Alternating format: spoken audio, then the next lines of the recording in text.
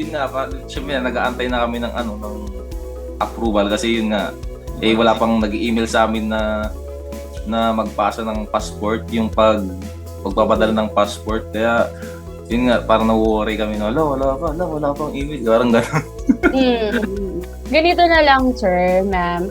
So, Tuesday na lang po kami magsisend ng email para po sa passport niyo. Okay lang ba? Isisend na namin yung passport? Pwede na po, ma'am. Approve na yung visa niyo!